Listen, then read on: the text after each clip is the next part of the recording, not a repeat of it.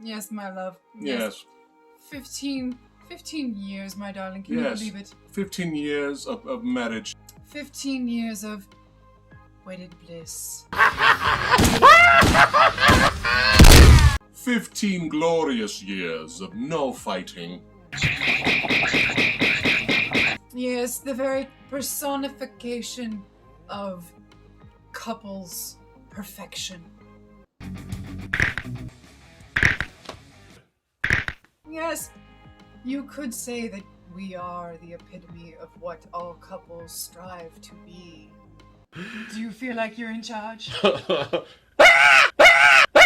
Alright, now on a serious note. This is hilariosity. A serious note.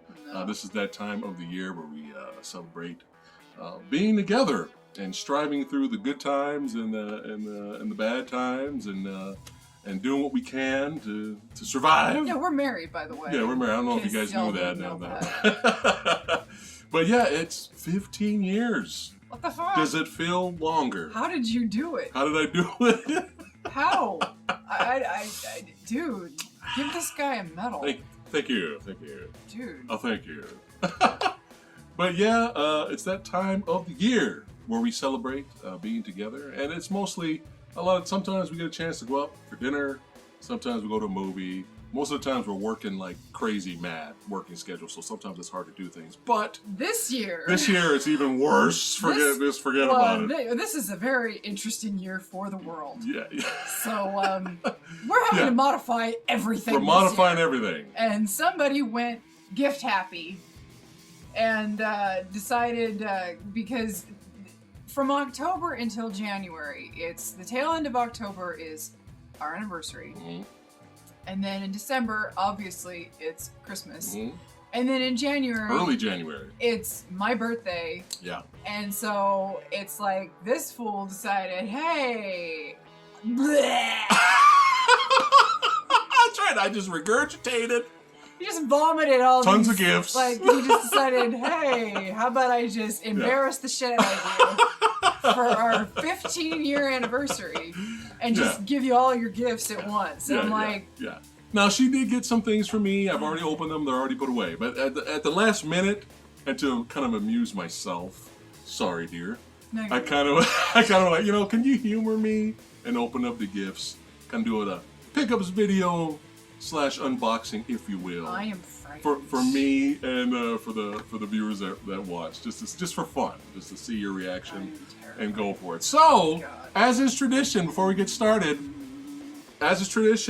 one of these gifts, and you will know which one when you open it, will be a gag gift. That's right, tradition. All right, buy something for the ones that you love, that will cause pain, so that they will no longer be the ones that love you. Like I said, the gag gifts, they amuse yourself. You amuse yourself. Buy someone you love a gag gift. So one of these, they're not marked. No. It's not marked. Okay. So you're gonna come across it. So let's go ahead and do this. First one. Oh Lord. And one of the things I hate most about my birthday is opening presents in front of people. Sorry. And here I am, like an asshole. Is this the gag gift? Oh my god. Yeah. Yeah. That's why we're doing this now. Every year, it never fails. I buy her a gift early that I know that she would like. Oh my god. And then right before it gets close to the date of opening it, oh my god, she finds out that it exists and comes to me and goes, hey, this happened earlier today. Oh we were at Best Buy. We were just at Best Buy. And she came running, hey, did you know that this came out? And I'm like, really? This really? is Every year, this happens. Oh, this is hysterical. Yeah. Oh my god. Yeah, that's why I said, you know what? As soon as we're getting home, we're filming. This Ghost in the Shell Steelbook 4K, and I know I already have the Mondo, but I don't want to spend $20 on a Ghost in the Shell Steelbook that I already got, even though it's 4K. But it's really pretty, so maybe one day I'll buy it for myself. Yeah. Yeah. You poor thing. And I'm like, I'm so sorry. every year this happens. I buy her something early, have it wrapped, ready to go, and then she, right at the last minute before she's supposed to open it, hey, I found this out. You give me a heart attack. That's so every funny. year. That's so funny. I'm sorry. You Oh, but open it it's up? beautiful though. Open it up. Oh, thank you. Open it up real quick. Oh my. There you go. Thank you. That is so fucking cool. Yeah, show them. Oh my god. Okay, so what I didn't know was obviously you got the slipcover, and when you pop it out with the steel. Oh my god, that is gorgeous. Look at that. Oh my god, that is so freaking cool. And 4K. That is awesome. I'm sorry. Give me a heart attack. I'm so sorry. As long as you enjoy it. Oh, thank you. One of our favorite anime films of all time. This was, see, you know how you have your big four? Mm-hmm. My big four, unfortunately, because I got into series before I got into movies. Right. And because that was my first exposure to actual anime was TV shows. Well, unfortunately, mine was, I blind bought everything because I didn't have access to, I didn't go rent movies, I just bought them. I blind bought them. And Ninja Scroll and Ghost in the Shell were the first two movies I ever bought on DVD. And I loved the hell out of them. So Ghost in the Shell has a really special place for me. And if you're curious of what we thought of the live action movie, watch our review. But yeah, so now I've got these really two amazing steelbooks. Because Mondo, you bought me the Mondo one, and that one's gorgeous. This one's got to beat though. But oh dude, I'm so sorry. Thank you. Yay. Oh, that's so cool. Give me a heart attack. I'm sorry. I'm sorry. Oh my god. Oh no. They made a Blu-ray with the soundtrack. They made a Blu-ray! The color and the black and white oh my god. And the soundtrack. Oh, how cool! Oh, that's so cool. That is so cool. Oh, that's so cool. Okay, so it's first of all, let's get this out of the way. All right, so I did a video a while back. I found this on Tubi. Tubi, yeah. Forbidden Zone. I saw this, and I'm like, oh, that's Danny Elfman as Satan. Okay, I'm gonna have to watch this right now, and I did, and my jaw never left the floor. Mm-hmm. And it's a crazy ass movie. If you ever watch it, good luck. Good luck to you. You're gonna feel like you're on drugs. Yeah, seriously, good luck to you. I did enjoy it though because it's so out there. Yeah, it's just like you kind of have to respect how just like what drugs were they on, and can I have some, please? And so the Forbidden Zone. So this is the Ultimate Edition. Includes the soundtrack, and it's got the soundtrack. So it's the color and the black and white version. So that's pretty cool. That's crazy. Mm-hmm. But this is cool. So it's the 4K version with this really crazy looking book edition of Beetlejuice and the handbook for the recently deceased. That's so cool. Oh boy. Professional rapping. Oh, it's fine. All of these professional rapping. It's fine. It's fine. Wrapping paper, it serves I'm a terrible. function. It serves a function. You end up ripping it open anyway. That's all that matters. Uh-oh. Oh boy. What is this? Oh no.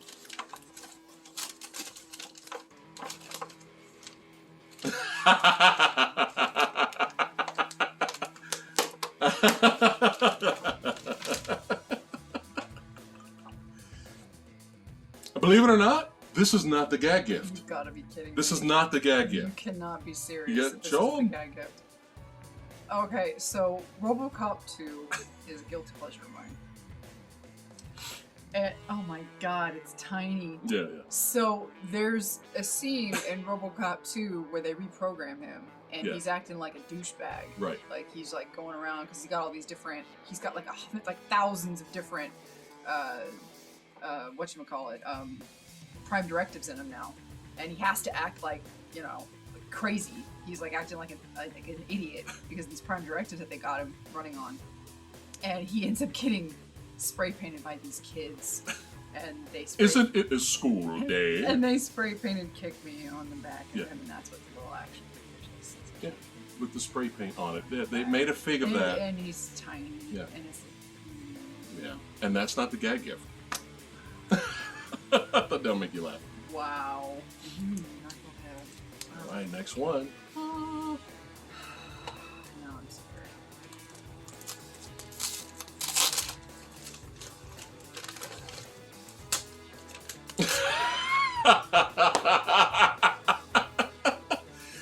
She found it. Because forget about one of the greatest movies of all time, Jaws. Forget about Jaws. Forget about it. Garbage. Overrated. Garbage. Forget about Jaws when you have Cruel Jaws. I know nothing about this, but if you want to read the back or whatever. The Troll 2 of Killer Shark movies. Oh, I'm ready. Bruno Mattei's sharksploitation jaw dropper. Yes. Plus his extra violent Japanese cut. Yes. He went by the name William Snyder for the director. Okay. And so it includes the home version and the Snyder cut.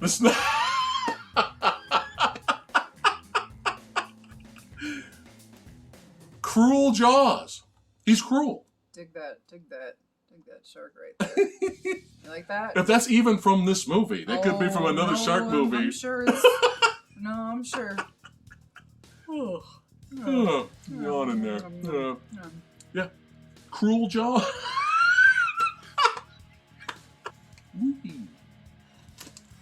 Boy, keep them coming.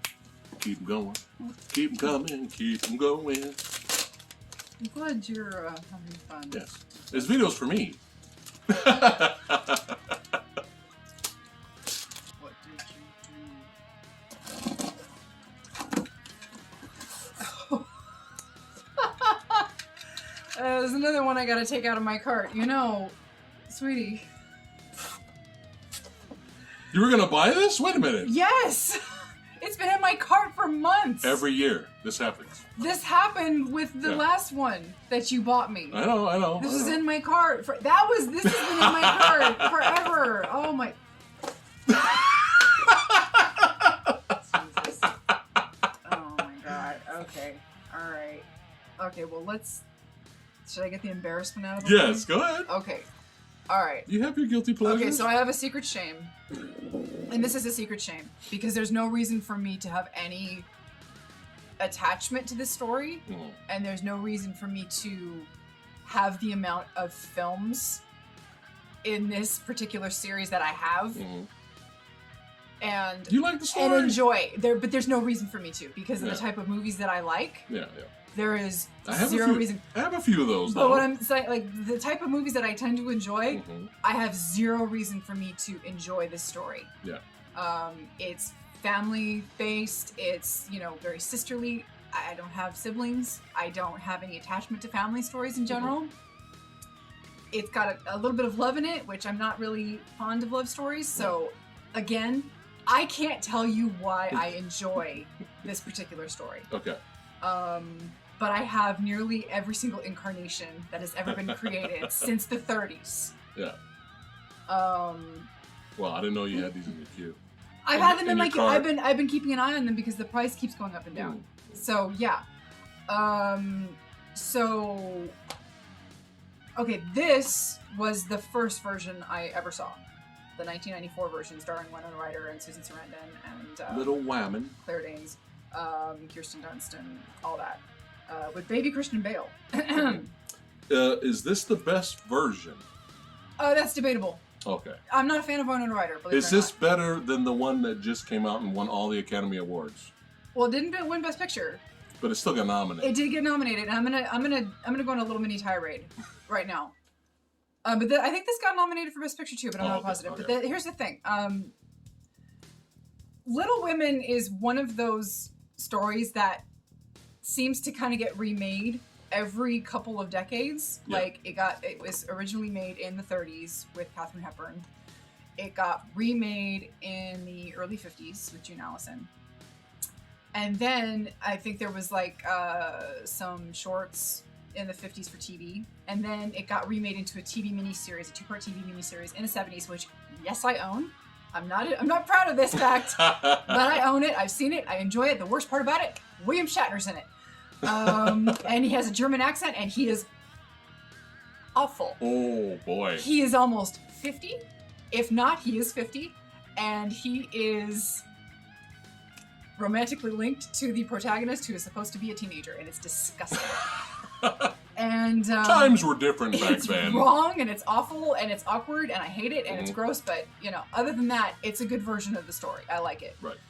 And then the Winona Ryder version came out, and then they didn't touch it until 2018 with this version. Now this is the BBC series. This is a BBC miniseries. Okay. I believe it's in 3 parts. With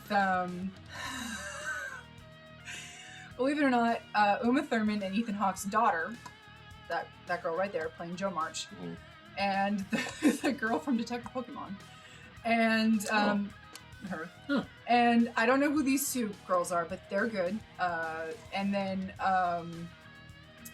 there's a couple of other people in it that are good too. Let's see. Emily Watson, she's good stuff. Emily Watson is good in it. But anyway, Angela Lansbury, she's in it. She's good. This is better than the recent one. Really? Yes. Okay. Particularly because it's told traditionally. I don't understand how that recent version got blown up with as many awards as it got. It was fine. It was fine. It was well acted. It was well shot. It was presented fine. But at the end of the day, it's just another version. Right.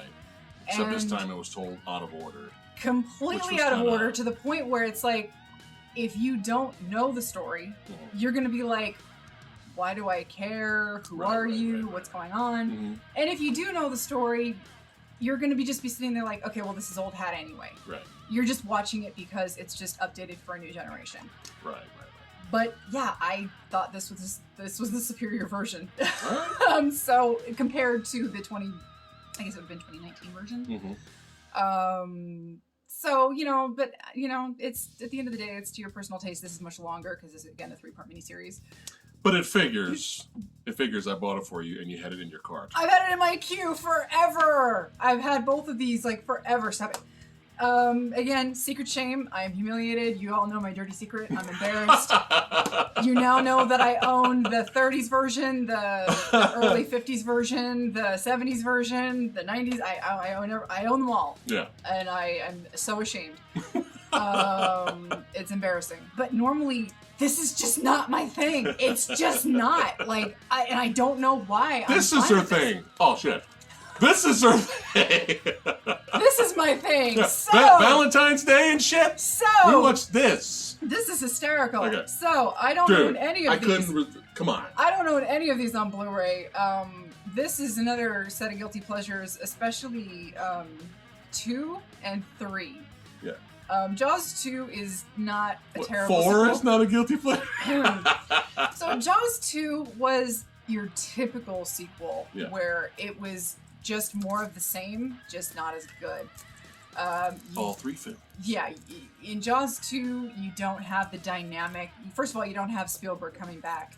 You don't have that claustrophobic 3 men on a boat. Yeah. Isolated in the middle of the ocean. Storytelling. Just the 3 of them, just out in the middle of nowhere with no help.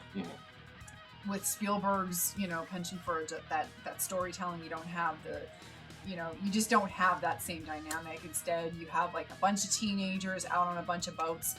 But you still have Roy Scheider, but you don't have, Dreyfuss, and you don't have, Quint, obviously. So it's just more of the same, just not as good. Jaws 3.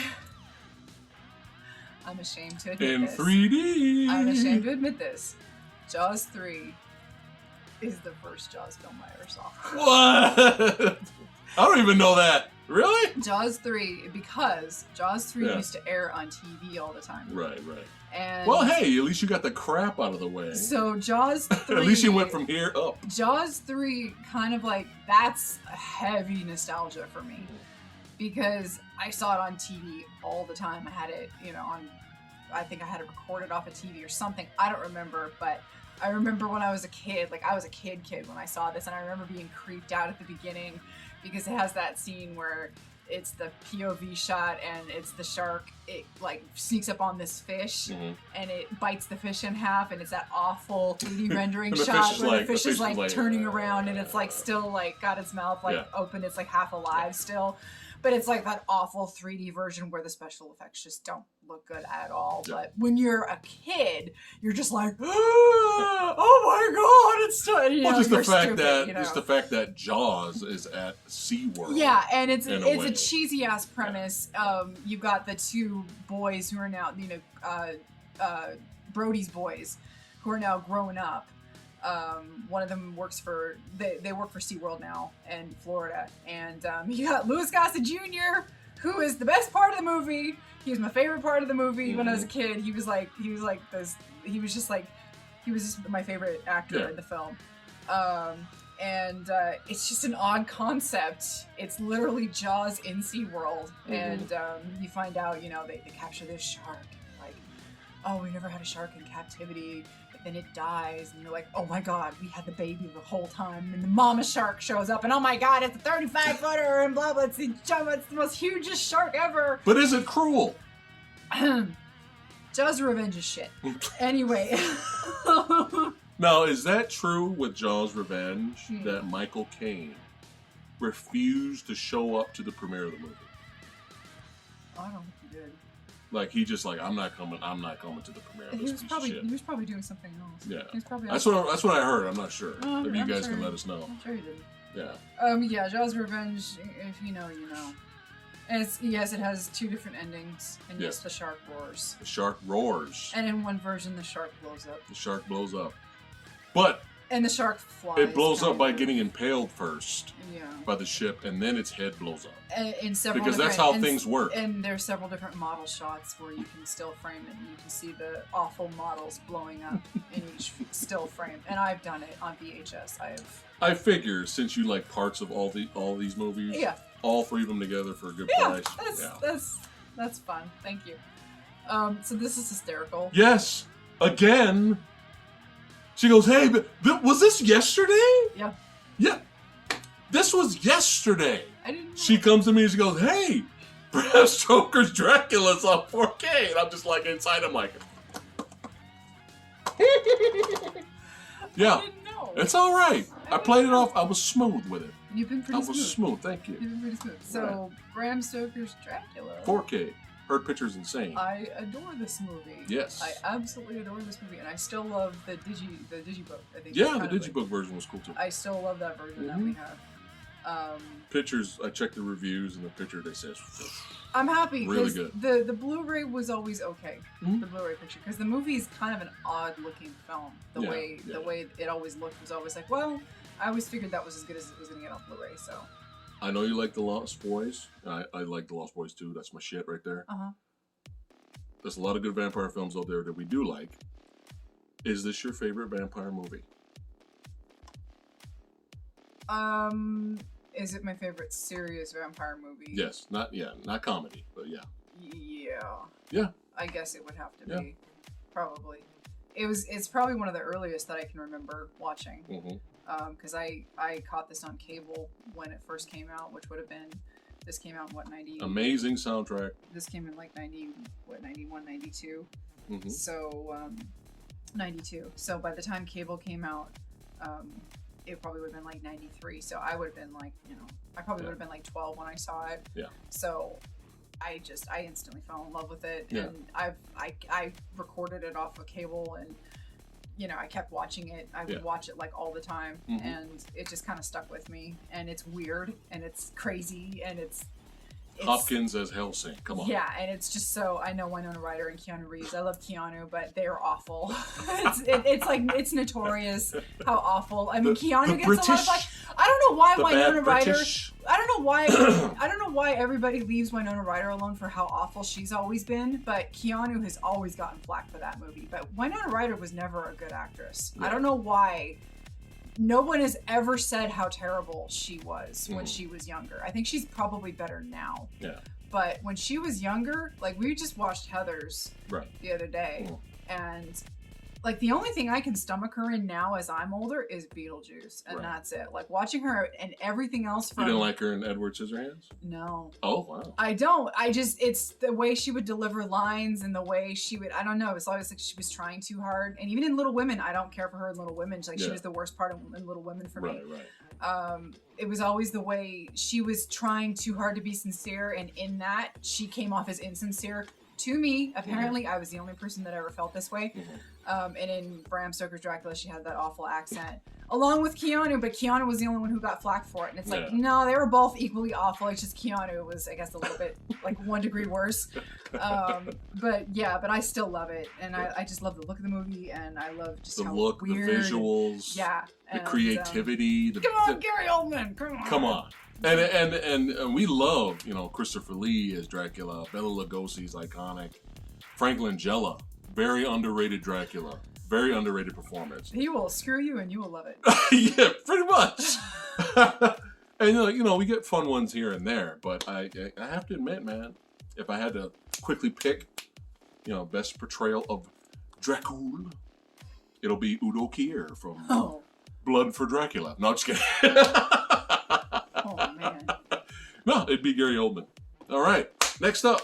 Let's keep it rolling. Man, how many of what did you do?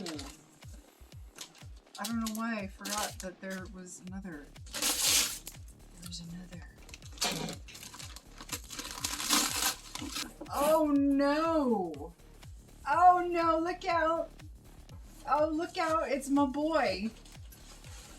Nice. Thank you. Thank you. Nice. Aww. They better redeem him in that show we're watching. Yeah, I know. Don't. I know they pulled the whole. He was, he was turning out to be kind of a spy. But don't do my boys wrong. Beast Wars. You fucked Rhinox with Beast Machines. Don't you dare do my boy Ultra Magnus wrong in this new series that's going on Netflix. Don't fuck with Ultra Magnus, god damn it. You don't stop it. Ultra Magnus, one of the coolest and real replacement leader that everyone agrees should lead the Autobots after Optimus died. But they fucked it up and gave it a fucking useless Rodimus Prime. Can we stop jobbing out one of the coolest Transformers ever? Like, he just straight up died in the animated movie. Sorry, spoilers. He just got punked. And then in this new Netflix series, they're still like punking him again. Like, can we get hashtag justice for Ultra Magnus? Justice for Magnus. Yeah, justice for Magnus. But yeah, I saw that and I was like, hey, we don't really have a. No, we don't. We don't have a Magnus. No. Well, thank you. Thank you, sir. Nice. All right, now it is time for the pièce de résistance. The finale has arrived. It's huge. I'm scared. It's huge. You have your work cut out for you. I'm really scared. Let's do it. Oh, God, I'm scared. All right. It has been unboxed. And assembled. Yes. I'm a little shook up. I'm a little in shock right now. This is officially the largest statue we own now? Yes. Like statue. Not like cheap. Not like NECA 18-inch or anything like that. Not like, those are like figs. Right. Those are considered like articulated figures. Yeah. This is a statue. Yeah. Which is funny because I was wearing this character's shirt earlier when we were out at Best Buy, almost ruining one of your earlier presents. Your favorite character from the series. I'm shook, man. I'm gonna try to get him into frame. All right, I'm gonna move out of the way as much as I can. Without ruining this. Yeah. What the hell, my dude?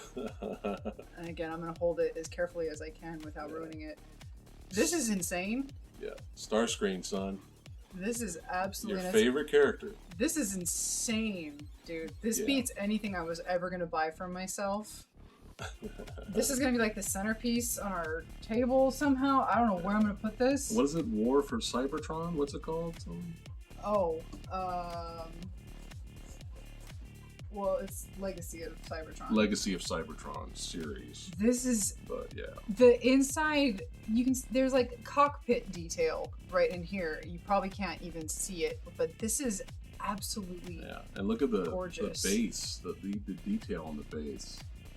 Yeah, I figured.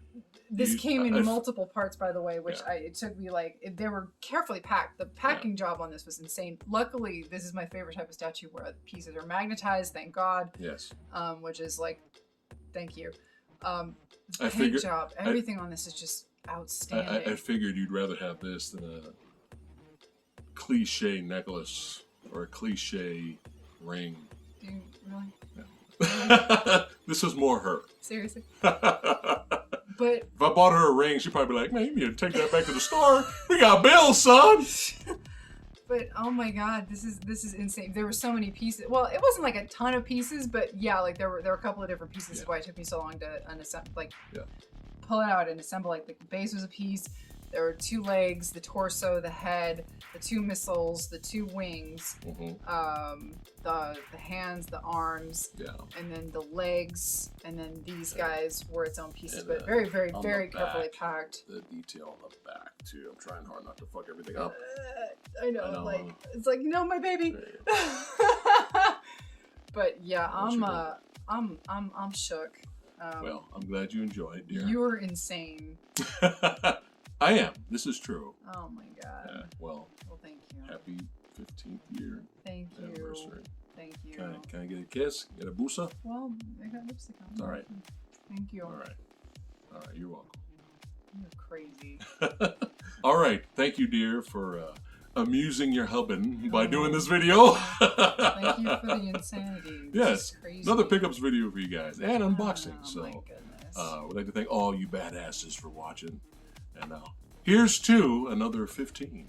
And then after that, we'll call it quits. Right? Yeah, I mean, it was a good run. I think 30 years is right? enough for anybody. It's a good run. Yeah. Ended right there. Yeah. Ended on a high note.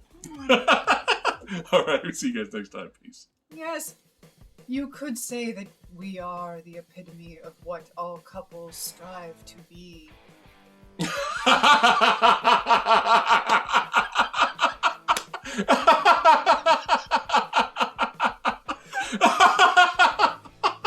But on a serious note, this month every year. Okay,